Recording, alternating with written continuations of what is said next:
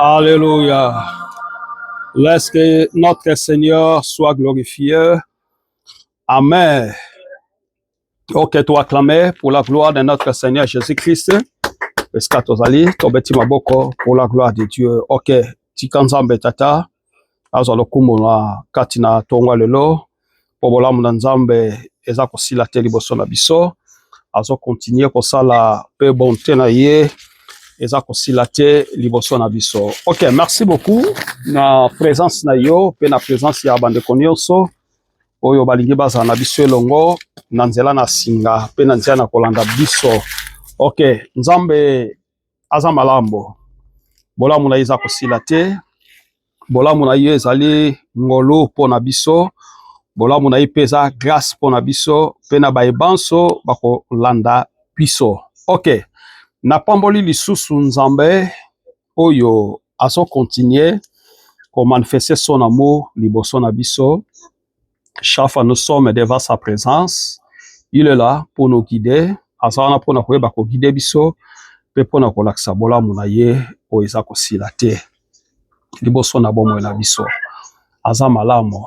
Voilà pourquoi ce matin, par la grâce de Dieu, bolamu na Christ Jésus ezala lisungi pona biso na bisika nyonso biso tozali, pe baoyo bakolanda biso na pene to na mosika, sous la grâce ya Seigneur Jésus.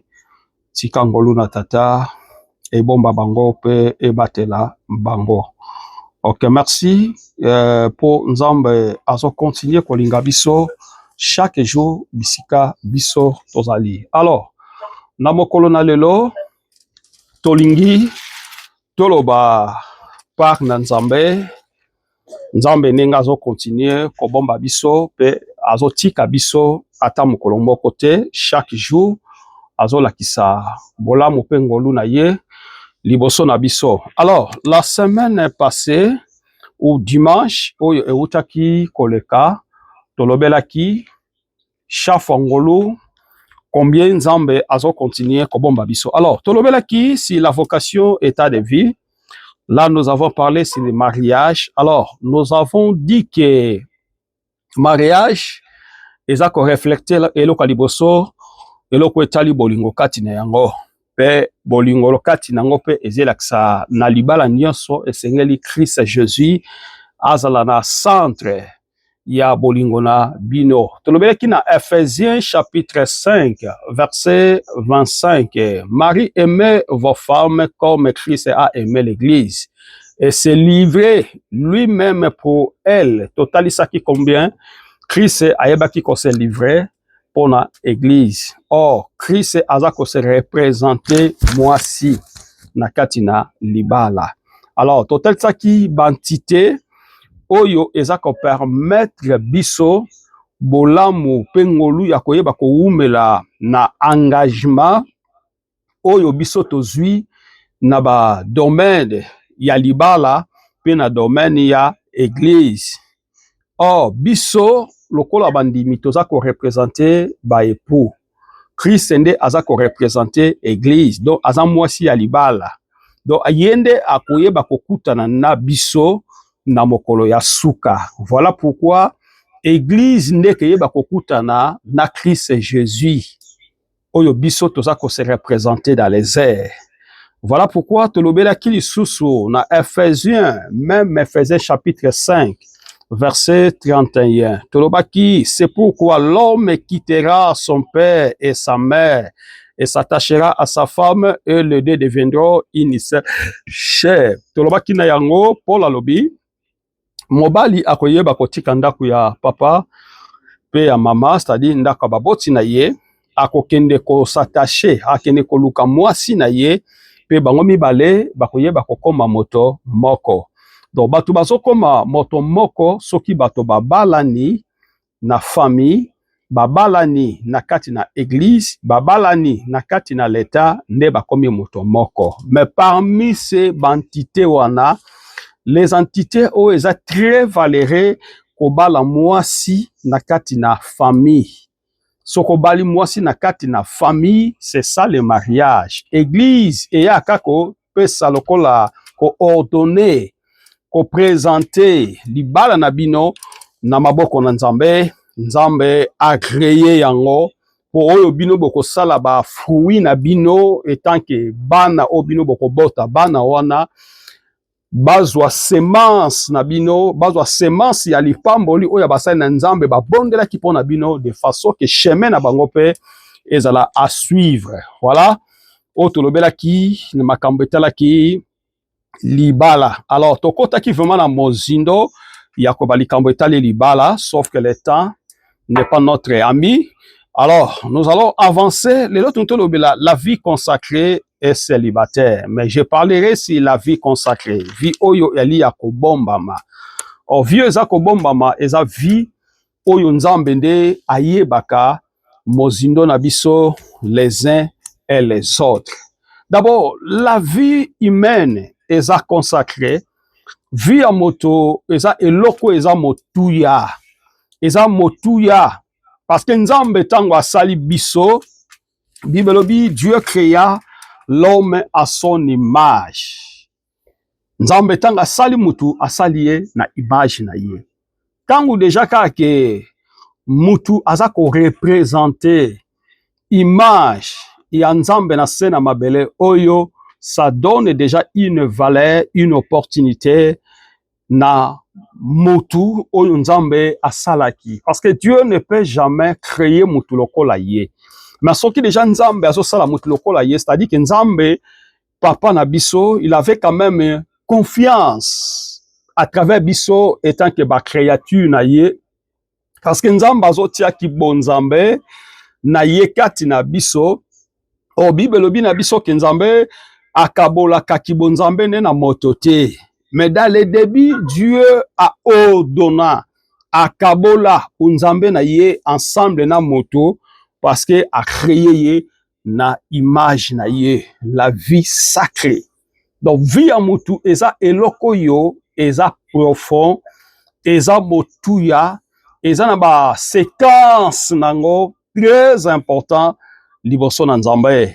Et à des fois que biso bato to se comprendre biso valeur o Nzambe apesa biso to comprendre ka makambo yango na sima, peut-être na kati na pasi na eloko moko bo je ne croyais pas en Dieu, mais na zui, donc je me suis limité à c'est-à-dire na point moko songolo pakala et bandi ko zongisa ngai lokola nde to bengaka dans un clin d'œil lokola une petit film ya ko rappeler yo bola muna Nzambe obandi ko regretter ba vie oyo mena obandi ko regretter makambo yo sala nde obandi ko mona siko que si Dieu peut te faire grâce et encore ya ko vivre de manière que ozala moko ya exemplaire oyo ya ko teya batu ya ko laksa batu bola muna Nzambe oyo azo continuer ko sala pona biso.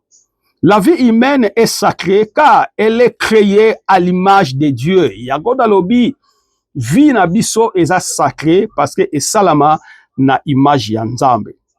Et chaque personne procède une valeur inestimable. Donc chaque mutu lokola biso tozali awa toza ko procéder valeur moko très important okuti bakoki kolobela ngote inexprimable. Bakoki ko expliquer yango te na forme nango na lolenge nango ndenge ezali. Et Nzambe azo considérer biso lokola seul unique caractère valéré o Nzambe apesa kati na biso. Na créature nyonso Nzambe asala nyama te lokola biso. Nzambe apesa nyama opportunité te. Oyo biso batu tozwi opportunité.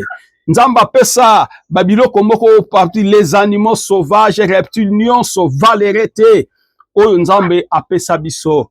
Mais Nzambe apesa biso ba valeur wana adota biso na ba valeur wana mais biso moko batu to comprendre ka valeur ya Nzambe te liboso na biso. Le caractère sacré implique que la vie est une don divin. Donc, caractère ou eza sacré, ya par na nzambe, eza kolaksa biso, vie na biso, ezali caractère ou eza d'abord c'est un don. Don o nzambe apesi biso. Nzambe akabolaka kibonzambe ne na batote.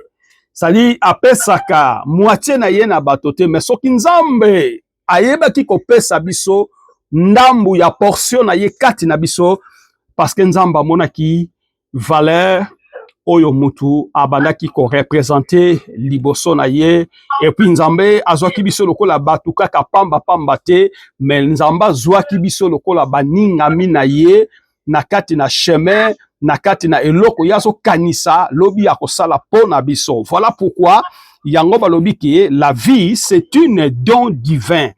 Vie à moto, eza don divin, don oze ou te paye na mutute, mais eza don oza ko ou te paye na nzambe. Alors, eloko nyonso ou ta ke paye na nzambe, eza eloko eza absolu, qui ne doit être seulement respecté. O nzamba zo pesa mutu, il faut la respecter. Quand Dieu donne quelqu'un les dons, et don on a eza respecté. Don on a parce que mutu, a sepeli kozana don on a te, mais nzambe qui l'a doté. Et nzambe soki apesi mutu eloko wana nzambe apesi, c'est-à-dire ezana ba branche nango o nzambe apesi de façon que eloko wana eba kosala po eba ko travailler po ezala bénéficiaire na ba ebanso ba kozala pene na mosika ba yoko nzambe apesi yo. Tel que nous sommes des enfants de Dieu, des serviteurs de Dieu. Dieu nous a doté cette don, il y a un ministre dans les seigneurs, non pas un ministre en moi-même et dans ma famille, mais plutôt pour servir les autres. C'est-à-dire, c'est un don à respecter, c'est un don à effectuer, c'est un don, parce que ça ne vient pas du moi, mais ça vient de la part de Dieu. C'est Dieu qui m'a doté cette don. Voilà pourquoi, yo peut tant que humain, yo peut tant que motoloko langa, naza koyebiso na kata tongwa lelo. Onyo sonzamba pesa po na yo, eza valere, eza na valeur. Onyo so, nzambe tanga zo pesa yo même pema ya bomo, chaque jour na vino za ko pema, c'est un don. Don wana eza innégligeable. Okoki ko négliger yango te parce que c'est une lipamboli. O eze uta epai na nzambe, tata. Nzambe nde apesi yo souffle de vie na kati na tongwa lelo. Souffle wana eza don divin. O ebele bazo pema na ba bonbon. Ebele bazo pema sadi na ba moment moko très difficile. Bazo vivre ba dernier souffle na bango ya kokata motema. Même na ba prison, même na ba hôpital, même par-ci par-là, même na kati na ba ndako bien-aimé. Mais ce matin, nazo ebisa mutu moko nzamba apesi yo pema de façon que pema wana ezalaka bénéfice pona yo te, mais ezalaka bénéfice pona bamisusu.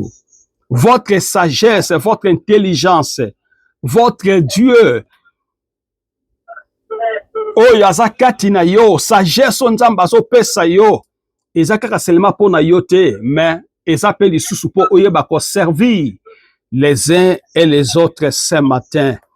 Voilà pourquoi Nzambe azo doté biso ba caractère na ya respect, et puis Nzambe azo doté biso sa protection, et puis Nzambe azo ko honorer biso chaque jour. Ya bomo ina biso. Atana ba concept mususu, mais Nzambe il est toujours là pour son nature.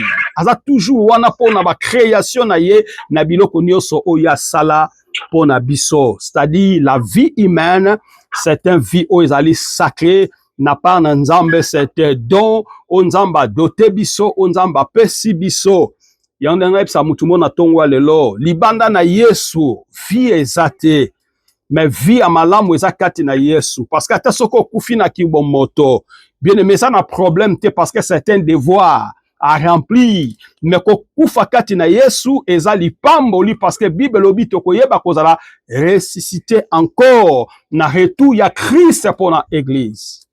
Voilà pourquoi nalingi na sire mutu mona kata tongwa lelo elongo na Yesu Masia ngolo pe bolamu na ye ekozala tango nyonso liboso na biso. Alors Le caractère sacré de la vie.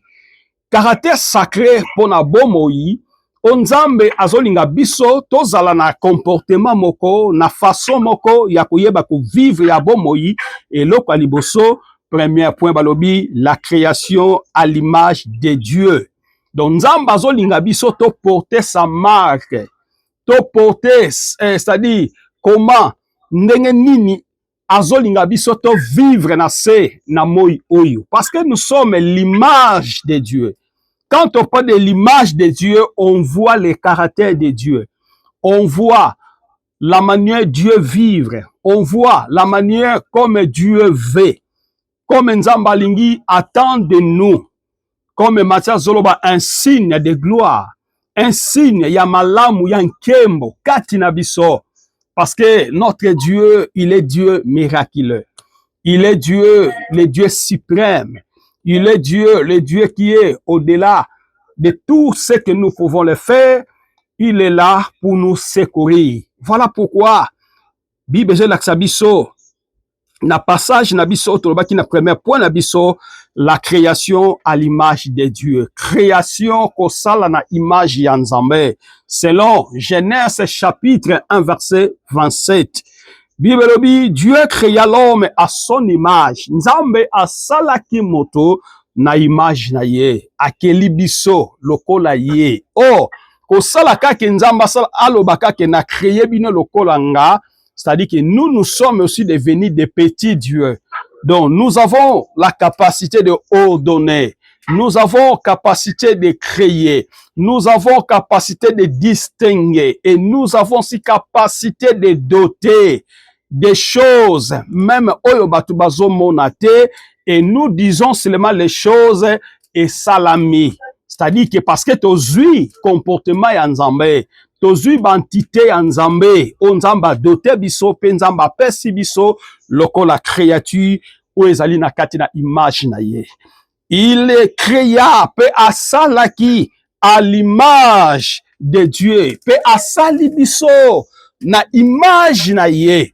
Na image ya moto mosusu te, mais na image na ye. Voilà pourquoi na bato mosusu baza bato mayele bazo créer ba biloko mosusu lelo miso na biso sa ko fongwama tozo comprendre te mais bato mayele nini baza nango po asala eloko boy bien aimé, c'est-à-dire que ils ont compris que il est Dieu.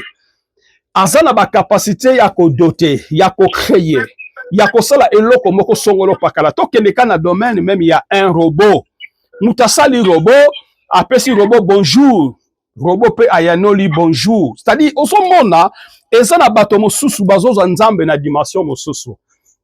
Bazozwa Nzambe aza tellement na niveau moko supérieur likolo na nyonso. Donc, il est capable aussi de créer parce qu'il est dans l'entité de Dieu. Il mesure la grandeur qu'il a. C'est-à-dire, azo mesure grandeur oyo yaza nango kati na ye ndeza kopesa ye mayele ya koyeba kosala o biso ba misu toza kokamwa eloko yo mutu azwaki temps combien po asala eloko yo avion, train, mutuka, babiloko ebele mais mutu angaza lokola ngai, nature na ngai, lokola ngai, mais azo créer koleka ngai. Pourquoi, bien aimé? Et les gens pareils ont considéré capacité on Nzamba zana yango pe Nzamba pesa kati na bango yango baza ko avancer pe bazo sala babiloko oyo eza ko kamusa même miso na biso ndenge na lobaki na Genèse chapitre 1 verset 27. Et Dieu créa l'homme à son image. Il est créa à l'image de Dieu. Il créa l'homme, pe asali mobali, pe asali mwasi. Là, selon Genèse chapitre 1, verset 27. Eza kolakisa biso, domination, autorité, puissance dans Nzambe, Nzambe apesa biso, étant que batou, parce que nous sommes de lui. Nous appartenons à lui. Il est Dieu. Donc ce matin, tu peux créer là où vous êtes. Tu peux créer les choses. Tu peux créer, même si tu baza ko s'attendre te. Na esika oyo maye koki kobima bien-aimé. Et tu parles bien-aimé, tu prophétises bien-aimé. les choses ça réalise, bien-aimé. Na esika oyo soki na tie loko est-ce que koyi koteka mabe koyi koteka mate bien-aimé, et vous avez la confiance de Dieu et osa ko penser c'est-à-dire grandeur ou gravité que nzamba pesi kati na yo olobi ne siko so nga na tie loko eloko koyeba ko marcher. Nazo banza mokolo moko, ma femme me disait que un jour tant nazalaki na mboko na ye lokola mopaya ya sika na mboka na Angola, alobi ke balabala wana ezalaki na bato soki batie biloko e avansaka te etekamaka te. Bato ya kutaka bayebisi eke balabala oyo biloko etekamaka te yabi te. Nga aza mwana Nzambe, soki nalobi nasali eke etekama, ekobanda mokolo wana akei kosala pe atie eloko wana ebandi kotekama, et puis azwi bakilia moko incroyable. Bien aimé, nazoyebisa mutu moko, nazopesa mutu moko courage. Na vie, il faut réaliser Dieu. Tu ne réalises pas des personnes, tu n'attends jamais des personnes. Zalaka na habitude ya koyoka Nzambe mingi. Mutu ayoka Nzambe mingi koleka bato, mutu wana azwake chèque na vie na yete. Mais mutu ayoka de plus que batu, ayoka Nzambe muke batu ebele, mutu wana akota ka toujours na kati na libulu. Et nyonso ya salaka e avansaka te. Nyonso ya salaka ezwaka succès te. Parce que osa lié dans des personnes, mais au contraire, faut la lier dans la pensée, dans la subjection de Dieu. Comment Dieu m'a donné l'autorité, l'opportunité. Yakosala, yakosala, lokoboko songolo pakala bien aimé. Nzambe akoyeba kozala veiller likolo ya misala na yo, likolo na nyonso oyo yozo repenser pe yakosala. Deuxième point, la formation dans les seins maternels. Babitango Nzambe azoko sala biso bato na sein ya mabumo ya baboti na biso, c'est-à-dire na mabumu ya yemoko, parce que babi la formation dans les seins maternels, donc tozaki formé na kati ya sein maternel. Au sein maternel eza lokola na kati na bumo. Wala biso to bimite, to botamite to zalate. Mais Nzamba zo réalisé, et tant Nzamba zo réalisé, c'est-à-dire que Nzamba zo créé dans l'existence ce que bato bazo monate, mais Nzamba zo créé déjà. Mais ce que le bien eloko wana e salama directement eloko wana ezui neto benga la portion nango, ezui existence nango naturelle, spirituelle, bien aimé. D'abord c'est la pensée de Dieu. Alors, na Psaume chapitre 139, verset 13. Psaume 139, verset 13. Qu'est-ce que la Bible nous apprend concernant la formation dans les seins maternels? La Bible dit, c'est toi qui as formé mes reines. Ezala ki nde yo, oyeba ki ko formé ba reine na ngai, qui m'a tissé, oyeba ki ko sala ngai dans les seins de ma mère. Yonde oyeba ki kosanga na kati na libumu ya mama na ngai. Là c'est une prophétie oyo ezaki na tango nango na terme nango. Mais prophétie wana eye kozwa époque nango. Là c'est David qui parle avec Dieu. Donc il lui donne à Dieu son indépendance, même tango yaza ko vivre na noté, mais nzamba yeba ki kopona ye na kati na libumu ya mama na ye. Nzamba yeba ki ko établir ye, Nzamba yeba ki ko former ye, et Nzamba yeba ki ko bimisa ye na sena mokili. Mokili emona David, mokili emona bikamwa, emona combien Nzamba za capable liboso na nyonso. Bien aimé, nazo rappeler pe nazo pesa mutu moko. Avanga nazala, Nzambe déjà salaki ngai na libumu ya mama na ngai. Nzamba yeba ki paku ya vie nanga, Nzamba yebaki nyonso koleka na kati na vie nanga, et Dieu les connaît. Et Nzamba yebaki yango azaki toujours na côté pona koyeba ko batela pona koyeba ko protéger. Voilà pourquoi, bien aimé, il y a des choses mususu o batu baso combattre yo d'une manière d'une autre na kati na vie na yo, même dès le bas âge dans votre vie. Bamsu ba lekana ba tsadi ke babi ke mutu ako vivre eta ko bikate. Mais Nzambe loboko neza likolo na yo ozu bomo ozu pe ma bien-aimé. Nzamba yeba ki parcours na yo oza important. Nzambe ayeba ki parcours na yo okoyeba kosunga bato ebele. Et c'est pourquoi Dieu les gardait toujours tango nyonso oviveno na se na moi. Yango na nebisa mutu moko na Psaume chapitre 139 verset 13, c'est toi qui a formé mes reines, qui m'a tissé dans les seins de ma mère. Ezala kinde yo nzambe ya bomoi. Le même Dieu est capable ya koyeba kobatela yo pe ya koyeba ko soutenir yo na ba moment nyonso yo parcourir na ba vie très difficile. Dieu, il est toujours là pour te protéger. La troisième entité na biso tabi, la valeur de chaque âme. Valeur oyo nzambe azomona biso pe apesaka biso na moto nyonso nzambe a créé. Matthieu chapitre 10 verset 31. Qu'est-ce que la Bible nous apprend? La Bible nous apprend: ne craignez donc point kobanga eloko-te. Vous valez plus que beaucoup de moineaux. Abiboza très important. Koleka moineau. Tu yebi moineau très bien. Moineau azandeke oyo biso nyonso toyebi avivaka ensemble na bato me avivaka na banidi, c'est-à-dire avivaka na bakwen ya bandako. Place moko eza vidi na kati na ndako.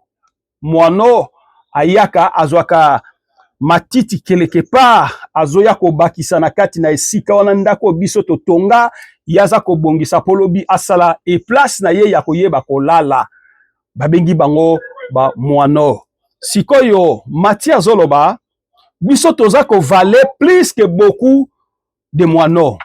Toza valeur ya motuya parce que biso toza ko tonga oyo moineau akoyeba koya ko sinzeli akoyeba koza likolo ya oyo biso totongaki. C'est-à-dire que nzamba azostala azui moineau asali yango comparaison na mutu azolakisa ke biso parce que moineau za ndeke ya muke.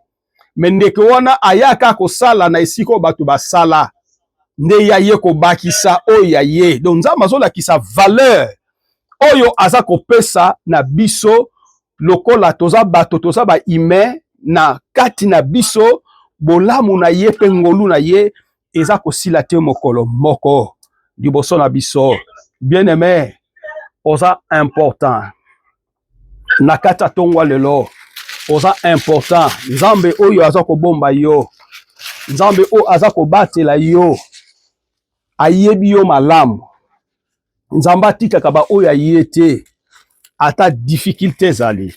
Ata ozo passer moment moko bien aimé, ozo mona te na ko expliquer nani, pe nani akopesa ngai réponse, pe nani akoede ngai na likambo yo nga nazana yango. Mais na ngai yebiso na tongwa lelo, Nzambe aza capable ya koyeba ko aider yo place o batu bako ko aider yo te. Nzamba za capable afongola nzela esika wapi nzela ezate. Nzamba za capable bien aimé ya kopesa yo, ya kobombela yo oyo batu bako ko mona te ezaka pona yo, ezaka unique pona yo. Bien aimé, ozo exemple moko facilité. Ozo tambola na nzela olokoti mbongo. Mais nzela wana peut-être yo lokota kiango après-midi. Mais à la bateau, baleka qui le matin n'ont pas vu cet cadeau. Baleka qui peut place wana. Tam tu peux mususu abeta ki yango sabo, aleka qui a touché yango déplacé. Menzamba yebi mutu moko songolo azo passer tapi moko très difficile cadeau wana ezapona yo. Pona kolakisa ke nzambe abombela ka biso oyo batu bakoki kopesa biso te. Nzambe apesaka biso na multiforme et na multicitation oyo biso to kokuta nango na kati na vie parce que toza très important liboso na Nzambe. Eloko nyonso yo kuta nango na vie bien aimé bondela Nzambe. Soki eza pona volonté na Nzambe, Dieu soit loué. Mais soki eza pona volonté ya se na moi na volonté ya batu, il a toujours triomphé. Et ça a toujours triomphé pa ina Nzambe. Nzambe akoyeba toujours kolonga, yo koyeba toujours kolonga eloko wana parce que ozali na ozo comporter marque ya Nzambe kati na yo. Na lingina taliso na tongwa lelo, oza important bien aimé. Kobanga ta yo zo traverser te. Kobanga moment oyo yo zo vivre te bien aimé. Nzambe na yo azana bon moi. nzambe na yo aza vivant, nzambe na yo akosala ya minene liboso na yo pe liboso ya foyer na yo pe liboso bandeko na yo. Bible dit tout ce que vous demandez en priant et croyez que vous avez reçu et les choses vont s'accomplir ce matin dans votre vie. Si vous avez saisi ce message, si vous avez aimé ce message, non, vous disiez que ce message vient de la part de Dieu. Oui, c'est vrai, vient de la part de Dieu, mais applique-toi de ce message et Dieu va t'appliquer de vous. Et nzamba kuyeba kokota likambo na yo, nzamba kuyeba kosunga yo na temps, na moment, na période, nyonso yozo traverser na kati na vie. Il est notre Seigneur.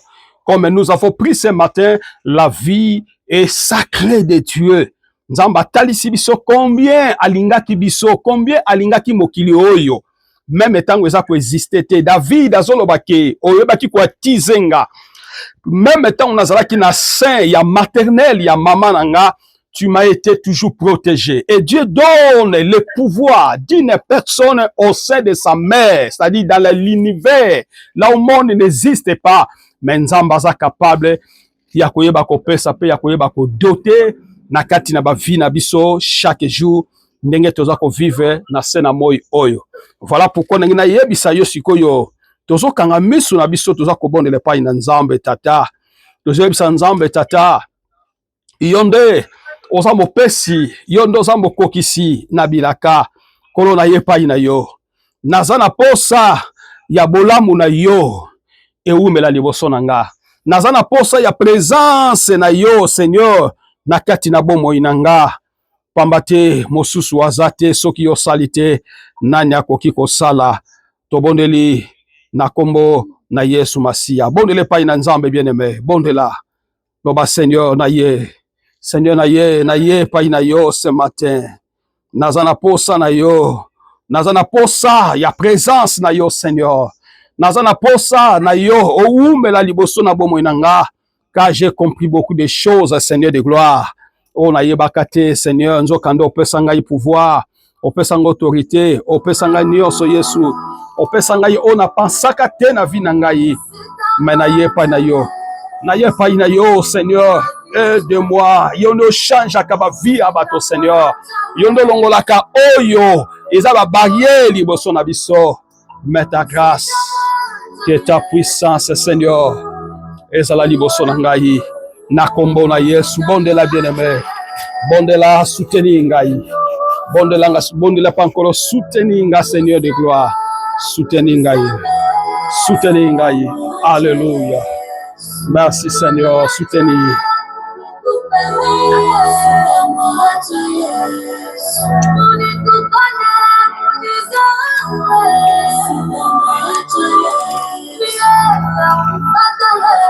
Alléluia, nous avons besoin de toi, Seigneur. Ah ouais, nous avons besoin de toi, Seigneur. Alléluia, mon santo Yozali. Alléluia, mon santo Yozali. Alléluia, mon santo Jésus. Gloire au Seigneur. Attiens-toi ta main sur ma vie. Attiens-toi, Seigneur, ma vie sur ta vie. Simbanga, Seigneur, na loboko, Seigneur. Otikanga ite. Zala toujours liboso na ngai yawe Nzambe tata. Pona yeba kotika yote. Bola mona yo oyo pesa kinga na debi ya nyonso. Ezala force pona ngai. Oyo Nzambe mosusu azate. Nazala nzela mosusu te na koki koleka. Soki na leki na nzela oyo bongisa pona ngai te. Banzele ezali ebele, mais yo pona ki nzela malamu pona koyeba kolekisa ngai, Seigneur. Tika bolamo, grâce pengolu na yo. Ezala partage na tongo na lelo, na bomoi na biso, na kombo na Yesu Masia. Bien-aimé, tozo bon de la sikoyo, olobake Nzambe a soutenir yo. Iloba Seigneur soutenir ngai. Nazana nzela mosusu yo bongisa te, soki oyo bongisa liboso nanga, to bondeli na kombo na Yesu. To bondeli, loba pa Nzambe. Loba pa Nzambe. Oza muninga malamu. Moninga malamu alingaka bolamu ya moninga na ye. Moninga malamu alingaka nzela malamu pona moninga na ye. Nzambe ya solo bongisa banzela malamu pona biso. Tika banzela yango tolanda. Tosengi loboko na yo. Tosengi grâce na yo. Tosengi ngolu na yo. Et soutenir biso Seigneur. Liboso na yo nyonso biso toye kosala pona lelo. Pe pona lobi. Na kombo na Yesu Masia. Nzamba solo. Penzamba bomoi. Penzambo aza odela. Ya nyonso biso toye kosala pe koluka. Loboko neza kotika biso te. Na kombo na Yesu Masia.